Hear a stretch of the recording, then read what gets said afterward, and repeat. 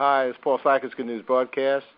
I'm speaking with Jim Richardson. Hi, Jim. How are you? I'm doing just fine. Thank you, Paul. Okay, good. Jim's a friend, and he has spoken with us a few times over the years. He's a 20-year National Geographic photographer, one of the most beautiful, fantastic magazines in the world. You've been everywhere, I imagine, with that. I've been a lot of places, but not everywhere. I've still got some places to go. Is everywhere beautiful in its own way?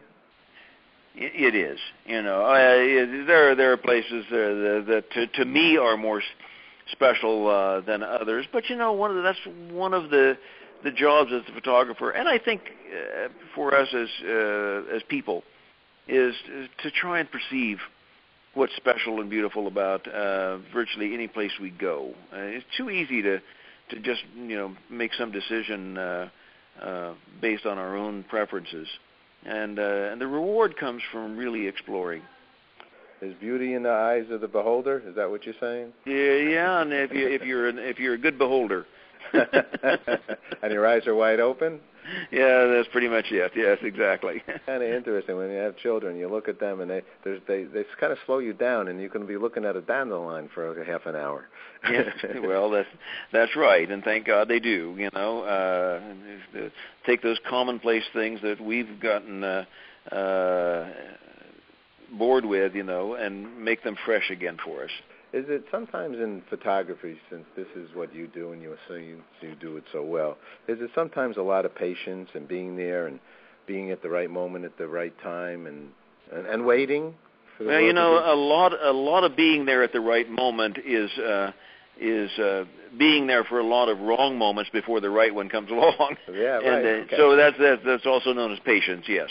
Okay. Just absolutely, you can almost conquer every photographic problem with patience, because you're better in standing in front of interesting things that are actually happening. And if you simply wait long enough, something will happen. Okay, and that's one of Jim's 10 top photography tips, actually. And then we're going to talk about National Magazine has a partnership here with Energizer Ultimate Lithium batteries, and I believe a trip of a lifetime, for two to the Greek Isles. All right, I can't talk to you anymore. I got to go to the site. There's no time to delay here. Well, let's tell us about the trip first, and then let's talk about photography. Well, the great thing about the contest is not only that first prize of a trip for two to the Greek Isles with National Geographic Expedition, but the winner also gets their picture published in an Energizer ad in the pages of National Geographic magazines, which is pretty good bragging rights for a photographer. Big time bragging rights. Yeah. That's a great thing. So about the 2010 Energizer Ultimate Photo Contest, I went to nationalgeographic.com/lithium, right? Mm-hmm. And we'll link everybody over there. There's Jim with a we call that a fedora? I don't know. You got something on there. Oh, it is a fedora. Yeah, I'm a big fedora fan. That's the hat I'm wearing on that page on there. And you'll find not only me in a fedora, but you'll also find some of the entries of people who have already entered, and there's some great pictures. You'll find some photo tips from me, and you'll also be able to send me a question if you have something you'd like to ask. Okay, that's a good thing. Well, I'm going to ask you, who took your photograph? Oh, my wife did, I think, or my friend Jim Turner. I forget which picture that is. Yeah. How do you take a photograph of a person? Are people harder than a boa constrictor? I don't know. And that's an interesting comparison, It's a weird one, if anything. They both have a way of sort of wrapping around you, right? The people pictures they're difficult because it's easy to just do the surface, just stand people up against a wall and just shoot away, Sure. It's much more difficult to catch them in some moment that's really revealing, or speaks to their life, or something like this. It's why, we tend with our families to take all these pictures of them standing in front of things, which is kind of like a nice chronology of where you went and what you did. But it's nothing compared to real pictures of real things happening in their lives, And when you start doing that, you're going to have a lot more failures. You're going to have a lot of pictures where people aren't quite looking the right direction or all that kind of stuff. That's fine. You can throw those away. But you will, every once in a while, capture some real moment with things really going on. Those things will be precious. And so, go for the gold. And I see here, because Energizer is so kind to come out and to do this, the Ultimate Lithium battery, one thing that you don't want, that happened to me last night. My buddy just came back from 1,152 days at sea, okay, Reed, and they took a lot of photographs and so on and so forth. But last night while I'm filming him, in the excitement, my battery goes down, right? Your battery goes dead, yes. Well, it's not yes. good news for good news. And, and that is why when I go out in the field, I take those Energizer Ultimate Lithium batteries. I use them, so I'm glad to talk about them. I can do that straight up with no qualms. They really do last a long time. And in some devices like cameras, they can last 8 times as long as regular batteries. So and it's really important. Yeah, you don't want to be there with this great family of elephants standing in front of you, and you push the button and nothing happens. So it's just it's part of the digital age, and it's a bit of a change, but we used to run out of film. Now we run out of batteries.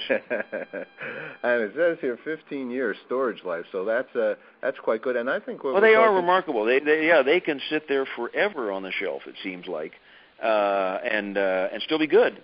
Yeah, that's good. And the reality then with, I guess what we say reduce, reuse, recycle is then you're at the end of it all, there's less batteries in the world to recycle. Or that is a good thing. Yeah, you just have less stuff, right. And that's a good thing. Well, people need to give that some consideration now as we become a greener world. We give that, people are spending time. Here's another way to go about that. Let's talk a couple more photography tips here. Yeah. So, foreground plus background equals depth. What does that mean if you're shooting? Here's the thing. People tend to sort of stand away from things and simply fill up the frame with a picture. What I'm talking about there, with including a foreground, is moving in closer to something that can be the foreground object in your picture, and then having your subject maybe a bit further away. And what that does is it gives you some layers of distance within the picture. And when you have that greater sense of depth that comes with layers, you have a greater sense of overall depth and reality. We only know how big things are in pictures by how big they are relative to other stuff. And all of this really helps a picture come to life. Here's a whole. I'll read them all because I know we don't have a real lot of time. I add a splash of color. Jim, I did this one, and people actually think I can shoot a video camera now. So it was the granddaughter's 1-year birthday, so I bought some roses, okay? And then I cut a little tippet of roses in the frame, and then I got the grandkid on the other side, huh? Sure. They said, "Poppy, you're finally getting your act together." You can do that. I mean, you go looking for colorful things within your scene, and then you use those to frame things up. You can come in very close to that red flower in the foreground, and make it a big splash of nice color within a frame that doesn't have much color otherwise. It really can transform an image. Let me ask you this, because this always is you say you got to be a professional, and I wonder whether you need to do this only with f-stops, or can you do this with automatic cameras? If you want to blur out the background, right, okay, of the subject, how do you do? Do you have to? You need to know what to do. What do you do? Well, the first thing you need to do is realize that all has something to do with the f-stops of the camera. You know, the settings we use to control how much light's coming in. And in general, if you're sort of an amateur to an advanced amateur, you know what f-stops are, and you use a wider f-stop, something that lets in more light, and that automatically makes the background more out of focus. The next thing you do, though, is get closer to your subject and make the background further away. That has a huge effect on it. So you get up closer to, say, the people you're photographing, you know, and make sure that the background is a fair distance away. The further the background is away, the more out of focus it's going to be.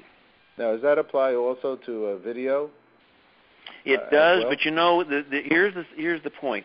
That one of the problems with both video and our point-and-shoot digital cameras is they have such short focal length lenses that they tend to have a huge amount of depth of field. That means that almost everything looks like it's in focus. Mm-hmm, and so it's a little tougher to do that than if you have a real digital SLR with interchangeable lenses. That makes it much easier to do the kind of effect you're talking about there. Today's day and age, more people are going to digital? Oh, I think very few people are shooting film anymore, and certainly all of us have gone very heavily into digital photography, and it's a great benefit.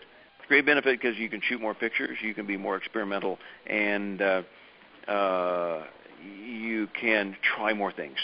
It's just and besides the fact, you know, that the really good digital cameras now, they virtually see in the dark. You can just photograph in much, much darker situations than we ever could before, Paul.